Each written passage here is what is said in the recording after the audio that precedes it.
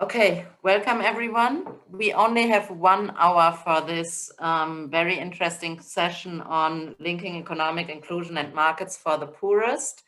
We have more than 150 participants from around 60 different countries, which is a testimony of the great interest in the topic. Please, just some housekeeping things to organize the session for today and for this 1 hour. Please first switch. We have switched to the right language channel. We have simultaneous interpretation into English, French, Arabic, and Spanish. And on the bottom, you will see an icon where you can switch to your respective channel. We will have 1 presentation in French, 1 presentation in Spanish, and have the chat box open to everyone where you can ask questions that then also will be translated. So this is very important before we get started, that everyone is on the right channel and has their chat box open for the virtual discussion.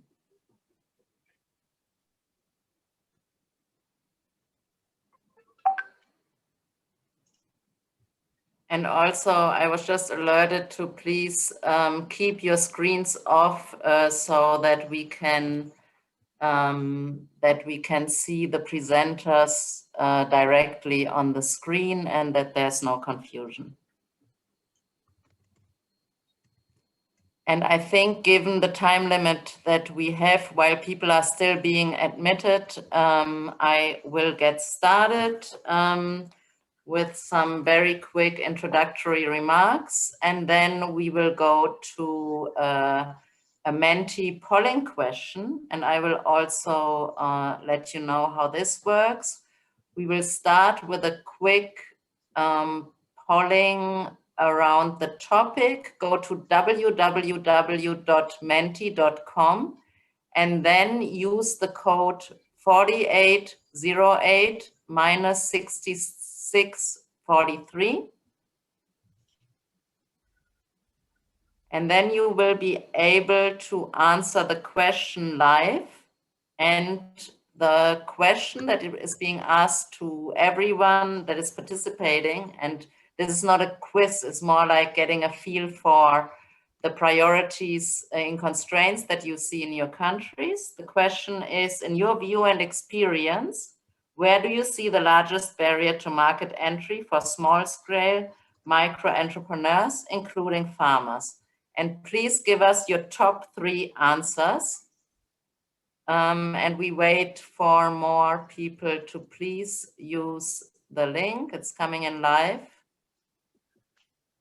Using www.menti.com with the code. Maybe we can show the code again, Tim, while we see what is coming in. 4808 minus 6643.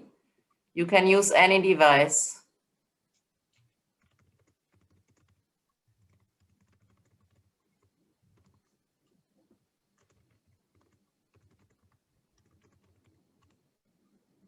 So everyone, please put the code in so we see where in your country and from experience in the projects that you are working in, you see the largest barrier to market entry for small-scale micro entrepreneurs.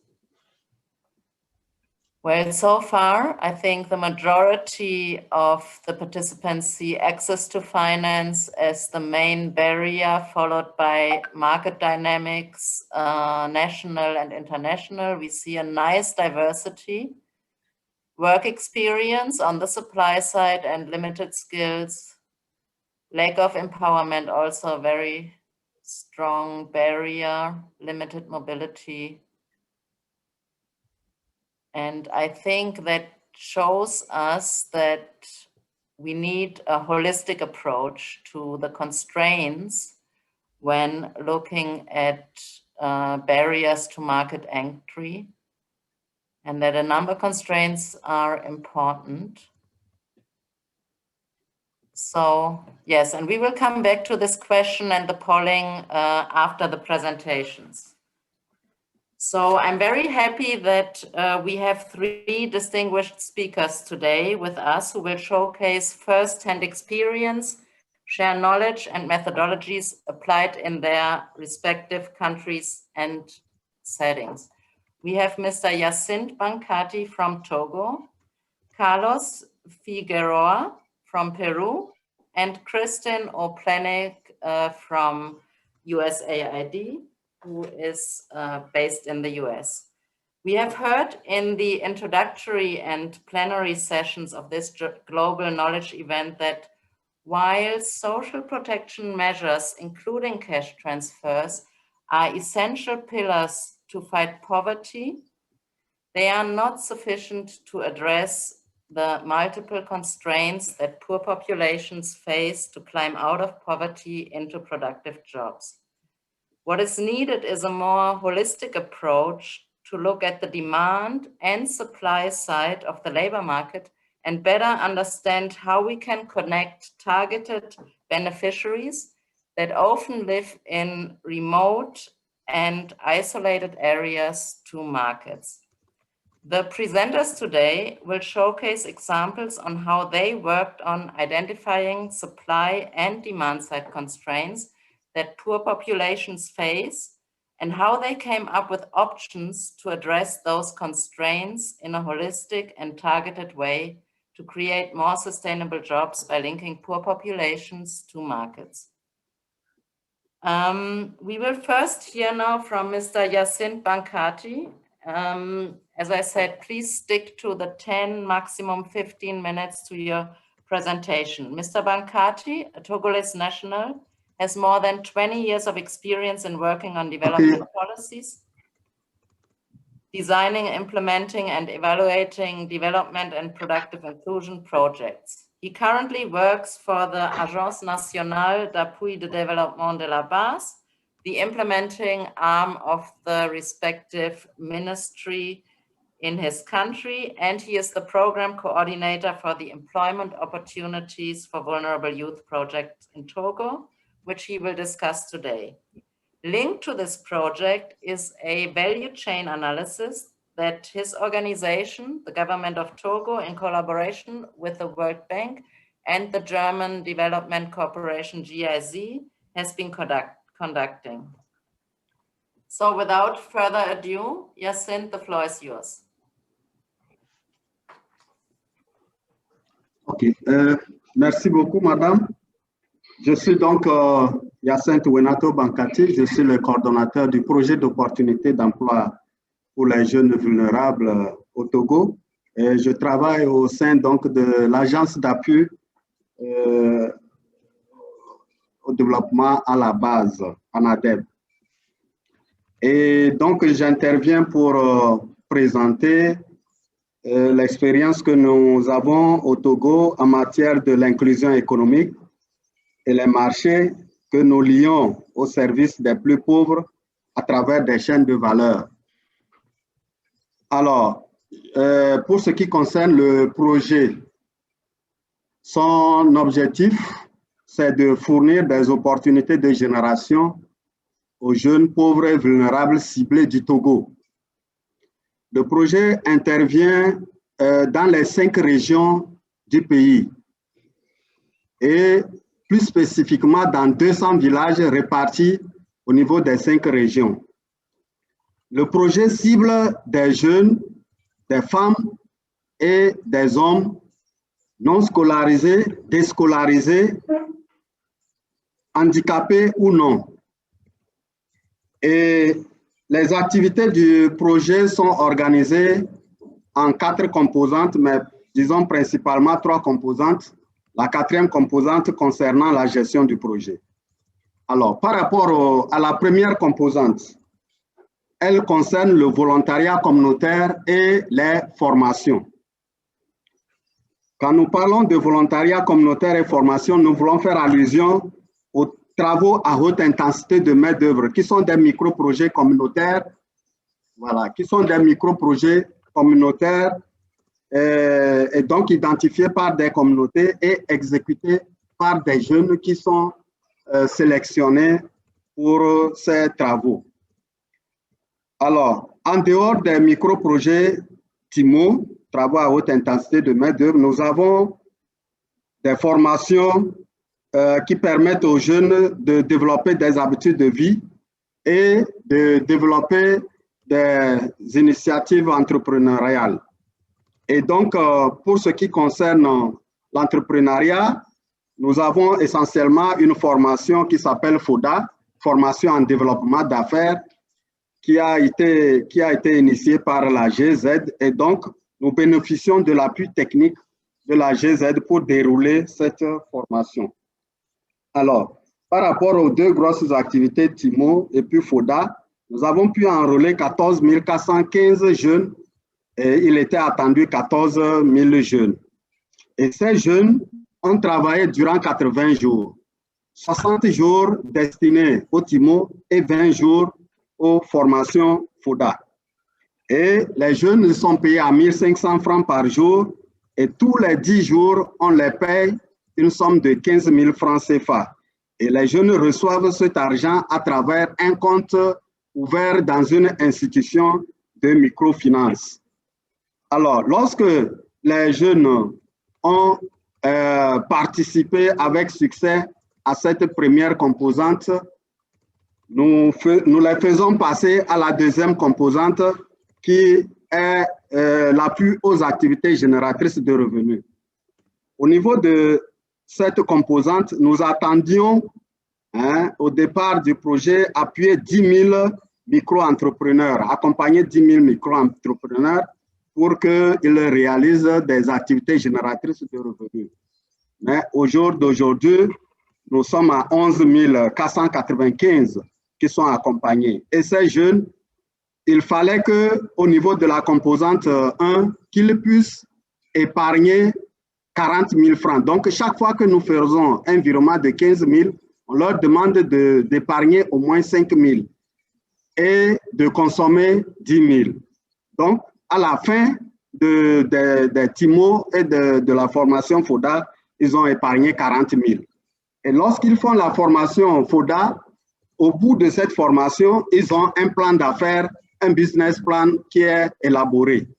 Donc, si le jeune a pu épargner 40 000, a un business plan qui montre que l'activité est rentable, il bénéficie d'une subvention de 60 000 francs qui lui permet de démarrer une activité génératrice de revenus. Et le projet l'accompagne pendant 6 mois à travers ce que nous appelons le coaching. Et ensuite, le jeune, le micro-entrepreneur bénéficie des cours d'alphabétisation fonctionnelle parce que, comme je vous l'ai dit, c'est des jeunes qui ne sont pas scolarisés ou qui sont déscolarisés, donc ils ne maîtrisent pas l'écriture et la lecture. Donc, on leur donne des cours d'alphabétisation pour leur permettre de tenir une comptabilité simplifiée de leurs affaires. La troisième composante concerne le renforcement de capacité des acteurs qui interviennent sur le projet. Par exemple, sur ce projet, le comité des parents, le comité villageois de développement qui est l'organe ou bien l'institution au niveau village qui est chargé de la mise en œuvre des micro-projets TIMO. Donc, on renforce leur capacité. On passe au deuxième slide. Et là,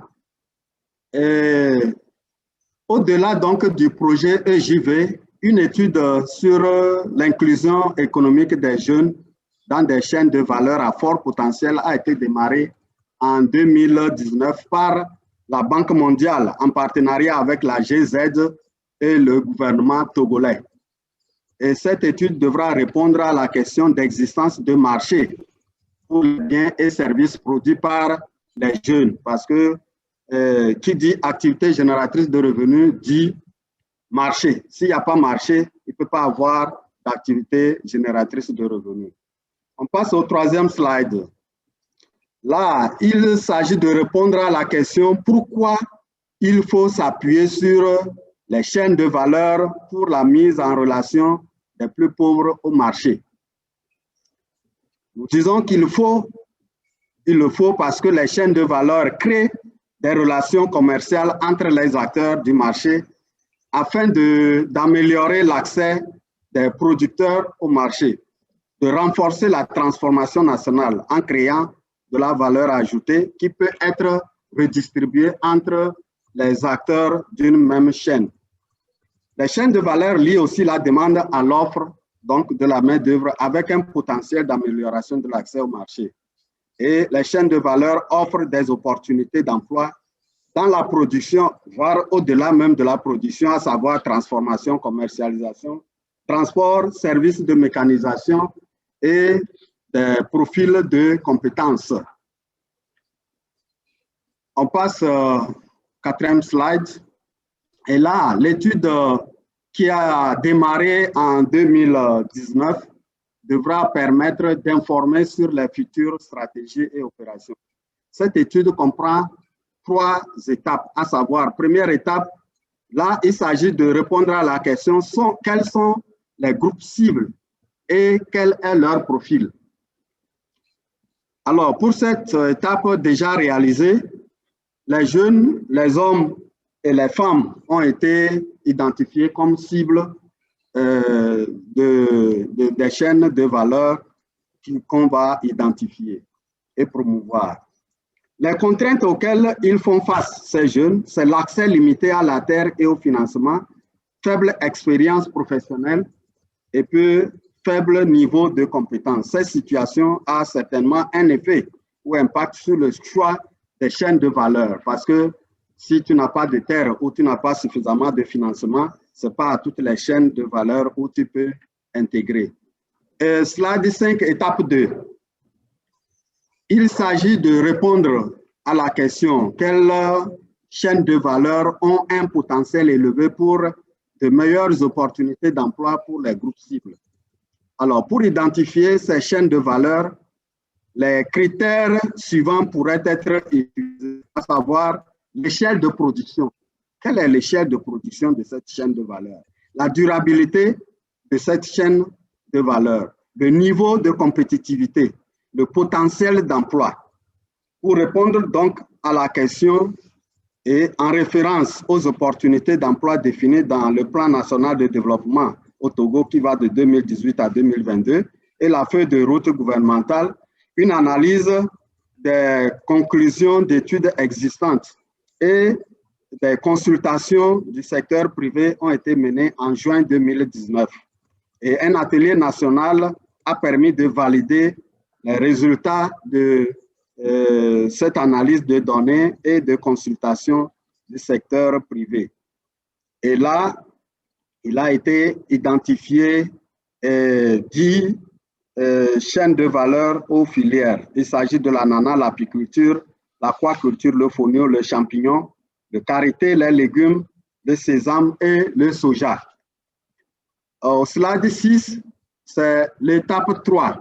Et là, il s'agit de répondre à la question quelles activités peuvent améliorer l'inclusion économique des groupes cibles dans les chaînes de valeur à fort potentiel. Cette étape de l'étude vient de démarrer donc cette année. Et pour répondre à la question, une attention particulière sera portée sur la nature des emplois et les besoins en compétences tout au long de la chaîne de valeur. Le réseau et la qualité des relations entre les acteurs, les dynamiques des marchés nationaux et internationaux. C'est des éléments sur lesquels nous allons porter notre attention dans l'analyse de cette troisième étape.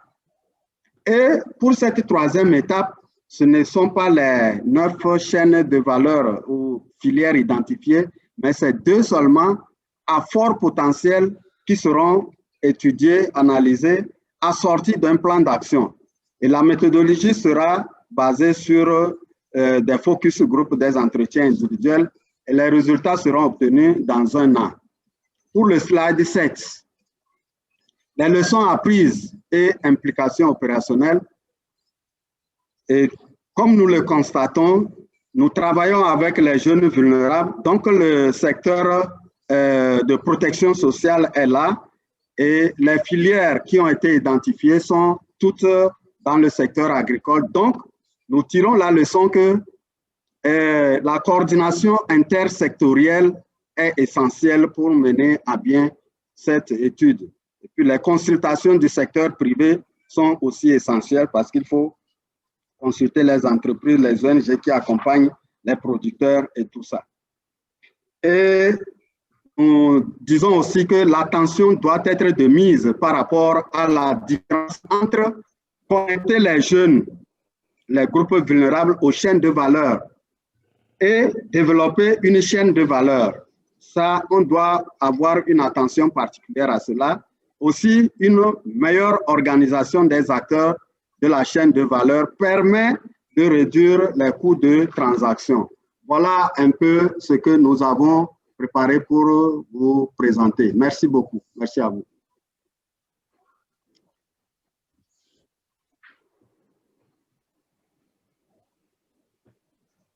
Thank you very much, Mr. Bankati, for this great presentation.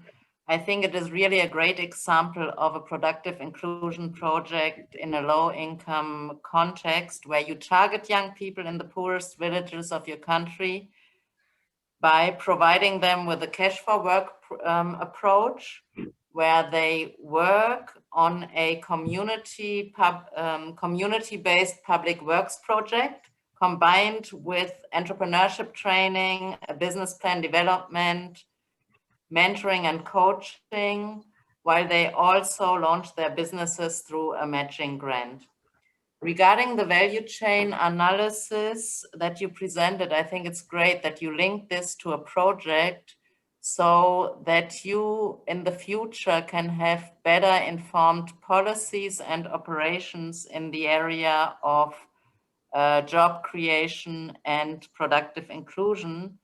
And I feel that one of the great assets of the methodology that you developed is that it is one methodology that you can apply to one or two chains in an in-depth analysis and then use as a blueprint for other value chain analysis as long as you build the capacity in your country. And as you mentioned, the cross-sectorality seems to be key in the approach.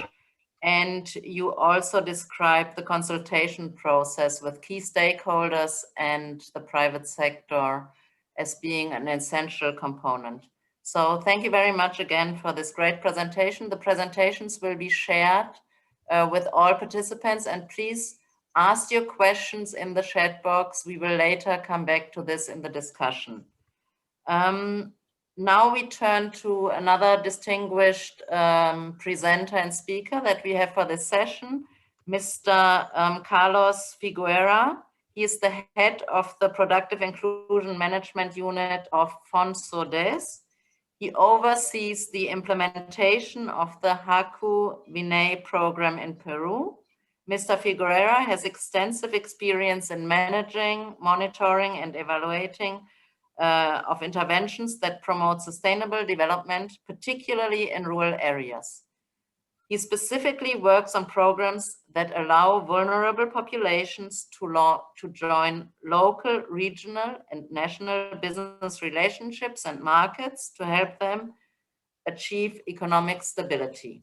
The program, the Hyacinthe program that he will be presenting, has been successfully promoting inclusive rural entrepreneurship, targeting subsistence farmers categorized as poor or extremely poor in remote areas of Peru.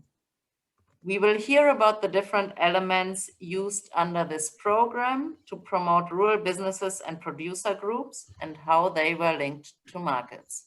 Carlos, the floor is yours. Thank you. Muy buenos días con todos y todas, agradeciendo anticipadamente por la oportunidad que me dan para poder compartir con ustedes en esta mañana.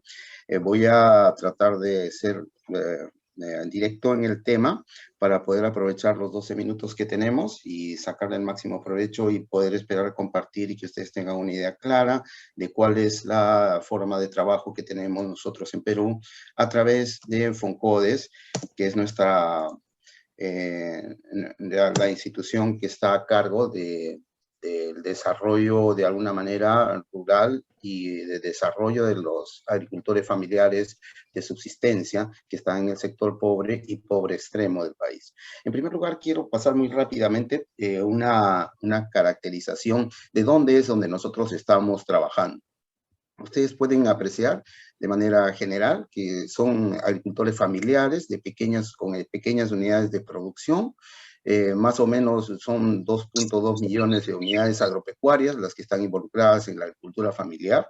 El 97% tiene 2.8 parcelas más o menos en promedio de 0.8 hectáreas. Trabajan 3 millones de productores, el 64% está en la sierra, y así, como ustedes pueden apreciar, ahí hay una serie de caracterizaciones que básicamente nos ponen en una zona de trabajo bastante compleja. Si ustedes pueden ver el gráfico del lado derecho, van a ver que más o menos nosotros estamos trabajando donde estoy poniendo el cursor en la zona de sierra y en la zona de selva en esta parte de acá. Como podrán apreciar, tenemos diferentes pisos ecológicos, diferentes potencialidades, diferentes necesidades, distintas accesibilidades. Es una zona de trabajo bastante heterogénea. Y como podrán apreciar, las potencialidades, las necesidades diferenciadas, las articulaciones, la conectividad es totalmente distinta y heterogénea en la medida que el Estado va llegando para poder ir dándole algunas coberturas de necesidades básicas. Este es en el marco en el que nosotros nos movemos con el programa presupuestal. Es un programa de orientación territorial. Entonces, identificamos los territorios donde vamos a intervenir.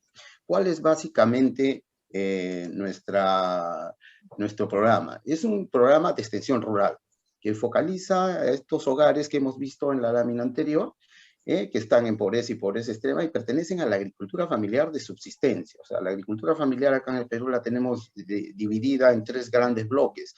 El más bajo es la agricultura familiar de subsistencia, la intermedia y la articulada al mercado, ¿no? Entonces, estamos nosotros atacando el eslabón más débil de esta agricultura familiar que justamente se ubica en estas zonas más alejadas. ¿Qué buscamos? Fortalecer capacidades técnicas, efectivamente, dar asistencia técnica, pero no una asistencia técnica convencional, sino una asistencia técnica que sea orientada de una manera accesible a las familias que están en estas zonas. Eso quiere decir que no los sentamos en salones de clase, no les hacemos escuelas de campo masivas, sino lo que hacemos es en cada uno de los hogares desarrollamos estas capacidades que necesitan, pero de manera práctica, para que ellos puedan de alguna manera aprender haciendo. Y para eso utilizamos elementos cercanos a ellos, que son los denominados yachachis, que son los que nos van a ayudar a hacer este acercamiento con toda esta transferencia de conocimientos, mejoras productivas, mejora de la productividad, de la calidad, y fortalecer sus activos que ellos tienen, ¿no? Una de las grandes limitantes que se tienen en esta zona, sobre todo en las zonas altoandinas, es la disponibilidad de agua, sobre todo en las zonas más altas. Entonces, ese es un tema que también implica que no necesariamente las campañas de producción pueden multiplicarse. Algunas trabajan en zonas de secano y tratamos de alguna manera también de ir alisando ese tema en coordinación con las otras entidades que trabajan en el sector público en esta zona, a nivel local, a nivel regional y a nivel nacional. Entonces, en líneas generales, podemos decir que cuál es el objeto nuestro, es trabajar con esta agricultura familiar de subsistencia, pero es importante que conozcamos un poco el modelo de intervención. Nuestro modelo de intervención no es un modelo de transferencia económica a la familia. Nuestro modelo de intervención es un modelo de transferencia de potencialidades a un grupo de familias en una comunidad determinada. Entonces, los hacemos partícipe del desarrollo, del diseño de la intervención, de la ejecución de la intervención, de la liquidación de la intervención y de ser gestores directos de su desarrollo. O sea, ¿cuál es la metodología que nosotros utilizamos? Es la metodología del núcleo ejecutor. Un núcleo ejecutor que se identifica y se trabaja en las zonas que previamente nosotros como entidad priorizamos para ser atendidas. Llegamos a una zona determinada y de acuerdo a la sensibilización que se hace con la población y las autoridades locales, nosotros con los mismos pobladores conformamos los núcleos ejecutores. Un núcleo ejecutor sesgados en algunos de los centros poblados o grupos de centros poblados, donde lo único que se requiere es que las personas tengan activos para poder ser desarrollados. Entonces, todo este tema se trabaja a través de este núcleo ejecutor, que es el que gerencia, dinamiza y impulsa este tema. Pero el activo más importante que se tiene es que la persona, el usuario, la familia, es la que tiene que participar, tiene que estar convencida de que su participación es clave y el desarrollo y el resultado que se pueda tener está basado en su compromiso en el programa. La cadena de valor que tenemos es básica. Tenemos dos productos, un producto general grande, que básicamente lo que hace es trabajar todas las áreas productivas, las parcelas de las familias, para generar diversidad de producción de alimentos, para que en principio puedan tener acceso a alimentos y con los excedentes puedan ir al mercado. De este producto 1 que se va trabajando en esta etapa, nosotros podemos ir avanzando y desarrollando identificación de algunas líneas de negocio importantes en las zonas. Ahí se está filtrando el audio. Bien, gracias. Entonces, les decía que de este producto 1 nosotros identificamos las líneas de negocio que puedan ser accesibles a algunos emprendimientos que puedan darse en la zona. Todo ligado en principio a un mercado local inicial, que es donde ellos desarrollan sus actividades para poder posteriormente, de acuerdo a la línea de producto, que tenga un escalamiento hacia mercados regionales y mercados ampliados adicionales que pudieran aparecer. Este producto 2 que nosotros les decimos ya es un producto específicamente orientado a desarrollar emprendimientos rurales inclusivos, pero sobre la misma masa crítica que hemos trabajado el producto 1. O sea, si entramos y hacemos un núcleo ejecutor en promedio de 400 familias, entre ellos hacemos una suerte de identificación con los mismos usuarios de las líneas de negocio, que ya se las voy a explicar cómo se hace, y sobre esta base se desarrolla el producto 2. Y ¿cuáles son los resultados que vamos a tener? Que ya son hogares que se están trabajando de alguna manera en esta articulación al mercado y están impulsando su salida. Entonces, ¿qué es lo que hacemos? En líneas generales, preparamos los emprendimientos rurales inclusivos, ¿no? Sensibilizando a la población, formando grupos de interés, porque no son individuales. Nosotros agarramos, les explicamos qué tienen que hacer, se conforman grupos de familias, en promedio 4 o 5 familias por cada emprendimiento, y de manera asociativa natural, entre familiares, vecinos, y entre líneas de negocio que conocen o tienen expectativas, se desarrollan los posibles emprendimientos rurales. Y estos posibles emprendimientos rurales pasan a un concurso público abierto, como ustedes pueden apreciar acá, donde ellos exponen lo que quieren hacer con su negocio. Hacen un pequeño plan de negocio y lo actúan, lo presentan con maquetas, con papelógrafos, etcétera, haciendo sus flujos, y estos son evaluados por un comité que se llama el CLAR. El CLAR es un comité local de asignación de recursos donde participa el gerente de desarrollo local de la municipalidad, un representante del núcleo, un representante de FONCODES, un representante de un programa social, un representante de la sociedad civil de la zona, y entre ellos determinan cuáles son los negocios, en promedio 20 de los que se presentan, para que puedan tener esta implementación, ¿no?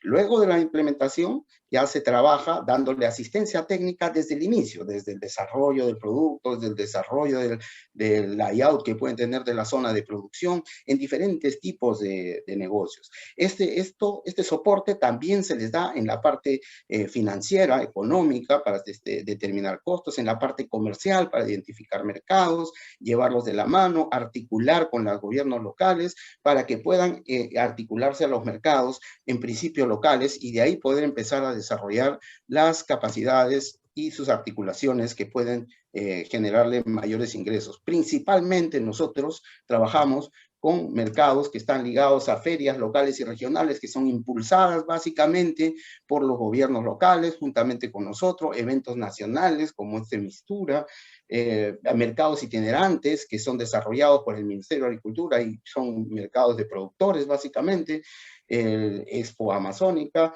En líneas generales, una articulación que se puede tener con toda la demanda que pudiera trabajarse en estos niveles. Entonces, ¿qué cosa es lo que nosotros tenemos que trabajar mucho y que trabajamos bastante para hacer la integración de los mercados? Necesitamos fortalecer la asociatividad, damos un reforzamiento de capacidades, los acompañamos por 3 años con el programa y con los emprendimientos por 2 años, desde que se inician hasta que ya están articulados al mercado. Tenemos planes de negocio implementados, hay oportunidades de acceso al mercado alternativos que podrían darse porque todos son productos orgánicos, algo que me olvidé de comentar. Todo el enfoque es orgánico, no hay pesticidas ni agroquímicos en toda esta producción, oportunidad de accesos financieros, etcétera. Y un tema importante que estamos impulsando y tenemos que terminar de consolidar es la formalización, que es lo que va a permitir de alguna manera articularse de una manera más adecuada al mercado. ¿Qué principales resultados podemos mostrar? Más o menos que tenemos casi 12.000 emprendimientos implementados, entre pecuarios, agroindustrias, agrícolas, servicios, artesanías y otros. Como ustedes pueden ver, las líneas de negocio se dan de acuerdo a la necesidad. Una ventaja que tiene nuestro programa es que no es un enlatado, no es una lista de requerimientos o una lista de implementación, sino es desde la fase del diseño, es participativo y toma en consideración las potencialidades y las articulaciones al mercado que pudiera tener. Entonces, el último informe que nosotros hemos tenido nos implica más o menos que el 87.4% de negocios se mantiene en operación al finalizar la implementación.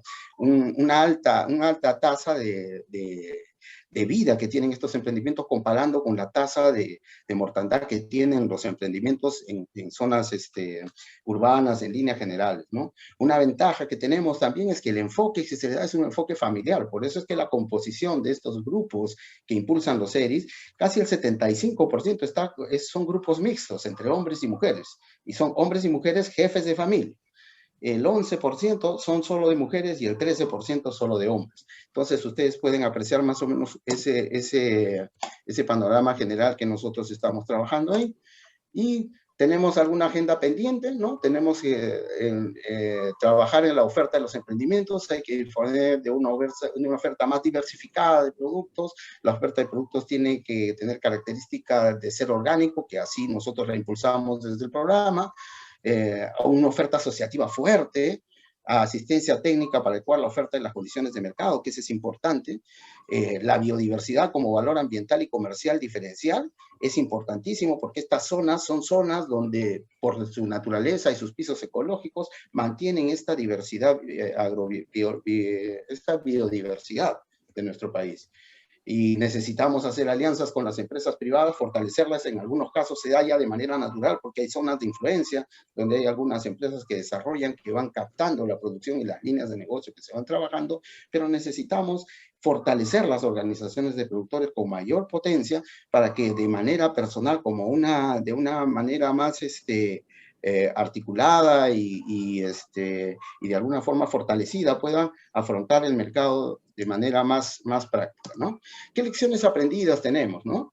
La articulación a mercados ampliados es importante porque eso va a permitir un mayor crecimiento económico, salir de un mayor nivel a una mejor escala. Hay que organizar la oferta de una manera más positiva y más potente para poder hacer uso de los mecanismos de compras públicas, de reducción y reducción de los canales de intermediarios, que son los que de alguna forma golpean mucho a la agricultura familiar de subsistencia. Hay que tener un modelo asociativo ad hoc más fuerte, hay que fortalecer a los gobiernos regionales y locales para que hagan complementariedad de intervenciones que permitan darle sostenibilidad luego de los 3 años que egresan los usuarios del proyecto, ¿no? Hay que impulsar con mayor fuerza la certificación orgánica, el sello de agricultura familiar, marcas colectivas, que son ventajas comparativas para poder entrar a mercados especiales.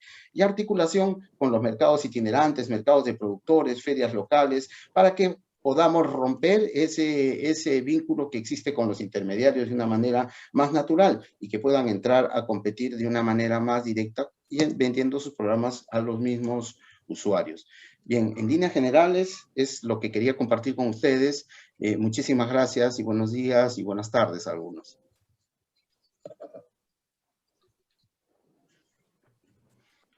Thank you so much, Mr. Figueroa, for this excellent presentation. Another case of where we showcase an innovative approach, very comprehensive, that can serve as a blueprint for other countries in similar settings. And there's already a very lively discussion going on in the chat. I would like to ask the organizers to please, in the interest of time, to capture all these questions so that we can later direct those questions even after the session to the presenters, so that we can continue maybe the discussion offline after this discussion.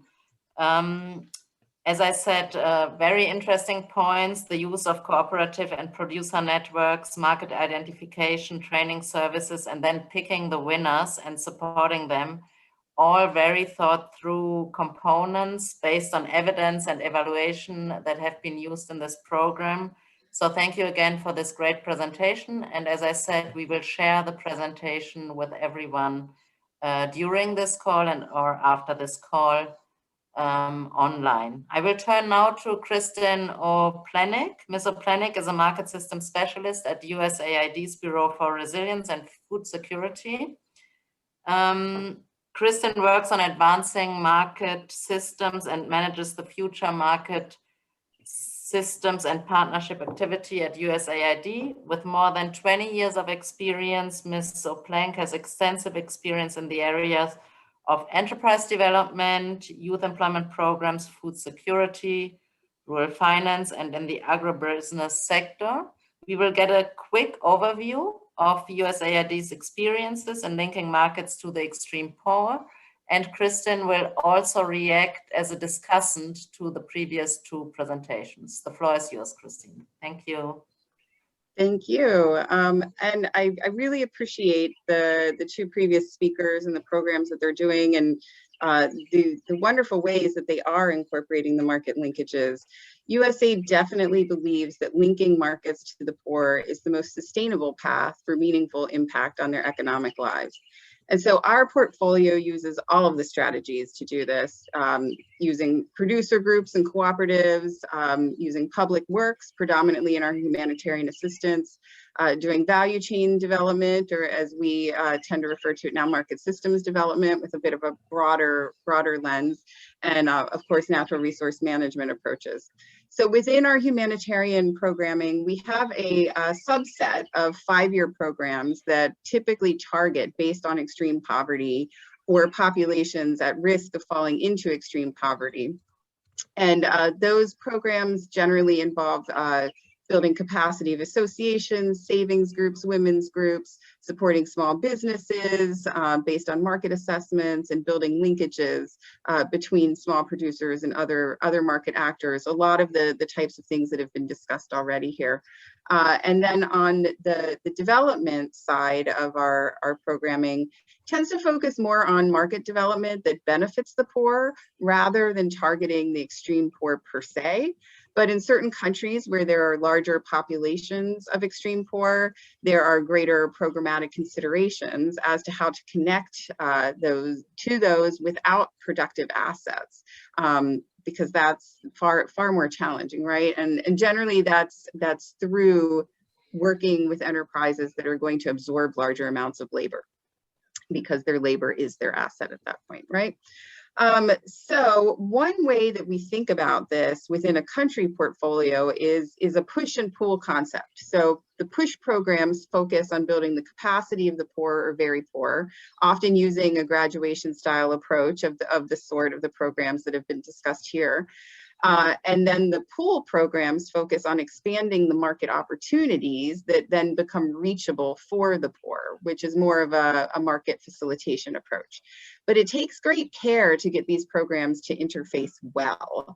And this is our ideal scenario, that we can have both types of these programs to connect and really kind of grab the poor and pull them into the markets. So drawing from this extensive body of work in many different contexts, I have a couple thoughts on, let's say, 2 interesting ideas, and perhaps a challenge to all of you working in this space. Resilience and opportunity matter. Typically, poor households don't have sufficient market information to make livelihood decisions that align with actual market opportunity. So we need to think about how to bridge that gap by ensuring that economic inclusion programs are based on market analysis and continually integrate new market information, like the ones we've heard about today. The resilience of the productive capacity and the market linkages matters as much as their income generation potential coming out of these economic inclusion programs. So especially since the poorest households tend to prioritize risk management over profit maximization, attention to risk will have a strong behavioral change impact.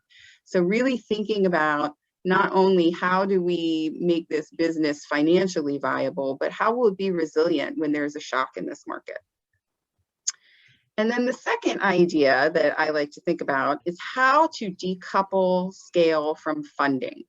So we see these programs and there's always a need for more because the numbers of poor are very large, and how do we scale these programs? But it can't just mean putting in more money and that each additional person costs the same amount. So the unit of intervention doesn't always have to be the household. As long as we are thinking only in terms of the household, programs are going to be limited in how far they can reach, and they won't be able to help resolve the reason that the households became poor in the first place. So how do we leverage systemic drivers? And among those, the market is an important driver. If the market can value the inclusion of the poor, that can drive significant change at scale without necessarily requiring an additional amount of funding to go into it. Because market forces are powerful. So we need to harness them to get a better cost-benefit outcome. All right. And then I have maybe 3 points for consideration. The first, this all sounds wonderful and lovely, but the realities of coordination on the ground are challenging. Coordination is hard, even when it's just within our own USAID portfolio. So for example, we've had plans to connect our push and our pull activities, and then they end up working in different geographies or different sectors, or the interface doesn't quite happen, and then the idea doesn't work. So if it's a challenge for us within a single donor portfolio, imagine when you need to work across different ministries, different levels of government, different donors, different implementation organizations. You get the picture. That said, I believe there is high value in good coordination. So we need to be sure that we resource it properly to improve the chances of success. Give it the staff, give it the time, give it the budget that it needs. My second point is thinking some more about the implications of scale. I think we all agree that reaching more people is important, but we need to be careful in how we do that. There are issues of market distortion. It can be easy to create a market temporarily, but it won't last without ongoing support. So if you're starting with the market demand and supporting the poor to connect to that demand, your odds of sustainability improve. Further, if you're working through local goods and services providers, you avoid pushing them out of the market in the process. So for example, by handing out free seed, this is where things like vouchers or cash transfers that can be used in the local market can have a positive benefit. We also need to think about issues of market saturation. A local economy can only support so many hairdressers. Not every household can sell the same product into the same market. So we need to maintain awareness of the potential market distortions or saturation effects, and market analysis needs to be revisited on regular intervals to help track these things. And you could discover new opportunities in the process of doing that. The real challenge is to scale while still customizing to local market demand and individual skills and interests, which will help you avoid this distortion and saturation problem. But that's a really difficult, tricky thing. You know, how do you do something at scale where it is customized in such a way? There are trade-offs, I think, there. And one last question to consider in this challenges to scale is, at what point will the households surpass the market opportunities without parallel growth in competing functions? And I think this is important to consider deeply, because if you aren't making those parallel investments, the household programming is going to hit a wall at some point, and that's going to create your scale problem. And then my last, third final consideration, bigger picture, are we only improving subsistence livelihoods here, or are we contributing to larger economic transformation? Strong market linkages help these programs improve their potential to support a larger economic transformation. And I think that's really important for so many reasons. But at base, it just makes them a better return on investment. Because if it's becoming more than a safety net programming, something that is catalytic into larger economies, then that's very meaningful to the country as a whole. Thank you for your time, and I look forward to the questions. Thank you so much, Kristin. A lot of food for thought, I think, for the presenters and the whole audience. All very good questions. Just picking up on the resilience issue, that how do we make those beneficiaries also shock responsive beyond once they are graduating out of poverty, but what happens once a shock happens? The coordination issue, maybe one idea would be to establish a jobs platform where you have those ministries and stakeholders working together in a coordinating effort. But also then the bigger picture that you brought to the table in terms of economic transformation, which is a key area for thought as well to practitioners and academia as well. Shall we move now? We have a number of questions and we only have 4 minutes left. So my proposal would be that the questions, as I said earlier, that the audience is asking, we can pick 1 or 2 questions now and have them directed to those speakers and presenters. And otherwise, we will pick up the discussion afterwards online by email, when everyone who had a question could direct them to the organizers and they will then forward them to the presenters. Maybe we start with one open question to the 3 speakers, a little bit food for thought as well. If there were one thing that you could change in program implementation to better connect the poor and vulnerable to productive employment and markets, what would it be? I mean, Kristin, basically you gave us already a number of questions and answers to this. So let me start with Carlos on this, kind of open question. If there were one thing that you could think of that you could change in your program implementation to better connect the poor and vulnerable to productive employment and markets, what would it be? Then I will move Bien, muchas gracias. back Sí. to Kristin and then to Hyacinthe. You have 2 minutes. Ok, bien, muchas gracias por la pregunta. Over to you, Es importante siempre sentarse a analizar y reflexionar, que es parte de la forma de trabajo que tenemos en FONCODES, ¿no? Uno de los temas que tenemos que fortalecer y nos falta trabajar y complementar en el programa es la organización de la oferta. Es muy cierto toda la problemática que nos ha mostrado Kristin en su participación, porque uno de los grandes problemas que tenemos que poder manejar es justamente esa oferta organizada, para no entrar a saturar mercados, para aprovechar demandas que pudiera haber, para aprovechar canales de compras públicas, de empresas, de mercados especiales que pudieran aparecer. Entonces, ese es un factor que tenemos que empezar a fortalecerlo y a verlo. No sé si necesariamente del mismo programa, o tendría que ser ya una organización de la oferta que tendría que ver a nivel de toda agricultura y en los distintos niveles de la agricultura familiar. Pero para eso, para lograr también esa organización, necesitamos impulsar un modelo específico, especial para estos agricultores familiares, un modelo de asociatividad, un modelo asociativo. Nosotros los tenemos 3 años a los grupos de familias que están en esta zona. Durante 3 años conviven. Esos 3 años son suficientes para fortalecer un modelo asociativo multidiverso y variado, distinto a los que probablemente se tienen, para que pueda generar una oferta variada y empezar a copar los mercados de una manera manera distinta y organizar mejor sus actividades, sus acciones y sus cosechas, sus siembras y cosechas para que puedan abastecer de una manera organizada.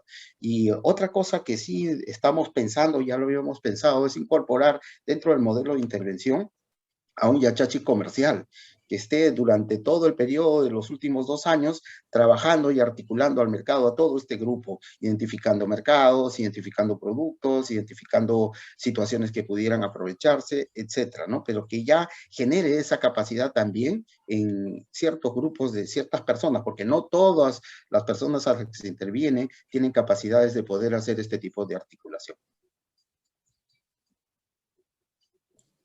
Thank you very much, Carlos. Kristin. I think I'm just going to come back to this issue of addressing risk. Really thinking about equipping households, communities, and markets to mitigate and manage risk.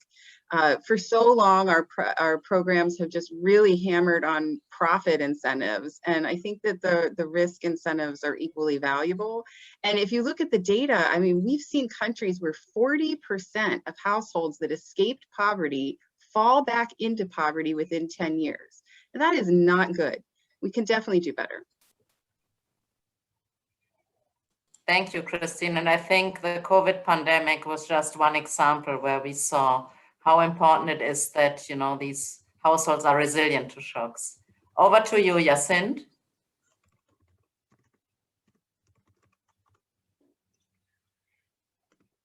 You are muted, Hyacinthe. Ok, merci beaucoup. Si je devrais reprendre ce projet, je dirais que la protection des pauvres, c'est essentiel, mais c'est aussi essentiel d'apporter un appui accompagnement à ces pauvres pour qu'ils sortent de leur situation de précarité. Et donc, pour moi, il faudra mettre en place une politique fondée sur l'existant. Et donc, ainsi, l'analyse des chaînes de valeur est une approche qui permet vraiment de mieux comprendre les contraintes de ces pauvres, de ces vulnérables, tout au long d'une chaîne de valeur, et puis de proposer des axes sur la manière de surmonter ces contraintes. Je crois que c'est assez important. Et donc, par exemple, je dirais, il faudra faciliter le positionnement des jeunes sur chaque maillon de la chaîne de valeur et en facilitant aussi au mieux l'accès des travailleurs agricoles pauvres des zones éloignées ou enclavées au marché ou aux villes. Aussi, on pourra mettre en relation les jeunes avec les installations de transformation en les dotant de compétences très appropriées. Et en ce qui concerne vraiment le projet au Togo, nous tirons les leçons que les coûts par composante du projet peuvent être bien budgétisés. Et là, nous disons qu'en faisant, lors de la mise en œuvre du projet, en faisant l'analyse coût-avantage, nous pourrons réajuster toujours les coûts des composantes pour être efficaces et efficients. Et l'élaboration du business plan ou le plan d'affaires doit être bien pensée en ce qui concerne le contenu et la durée des modules d'apprentissage. C'est très important pour nous. Et ça devra être repensé aussi par rapport aux compétences des bénéficiaires et l'évolution des opportunités. L'évolution des opportunités, pourquoi? Parce que lorsque nous avons constaté que quand nous aidons les jeunes à monter leur plan d'affaires, au moment du démarrage même de l'activité, ils sont encore en train de vouloir changer d'idée parce que finalement, ils estiment que telle ou telle opportunité est présente, il faut aller vers là. Du coup, nous tirons la leçon qu'il faut être flexible dans la mise en œuvre donc, des activités génératrices de revenus. Et donc, au regard de l'analyse des chaînes de valeur, il s'agit pour nous de travailler en synergie avec les différents secteurs qui sont impliqués dans chacune des chaînes de valeur. Et l'analyse des chaînes de valeur comme celle que nous avons entreprise au Togo devra permettre au gouvernement du Togo et ses partenaires de développer des interventions très productives, inclusives et qui ciblent davantage les plus pauvres. Voilà un peu ce que je peux dire si le projet devrait être repris. Merci. Thank you very much, Hyacinthe. Unfortunately, we are already over time and I've been alerted that we will be cut off any second now. I would like to thank the three presenters very much. I learned so much from you and I'm sure so did all the participants. I look forward to receiving the presentations and continuing the discussion online. Thank you also to the organizing committee, Tim, Claudia, Marlene, and many others, and looking forward to seeing you in some of the other sessions of this global learning event. I see an evaluation pop up, so if you may want to fill this would be wonderful. Thanks again. Thank you, everyone, and please reach out to the organizers for any additional information you would like to receive on this session. Thank you and bye-bye.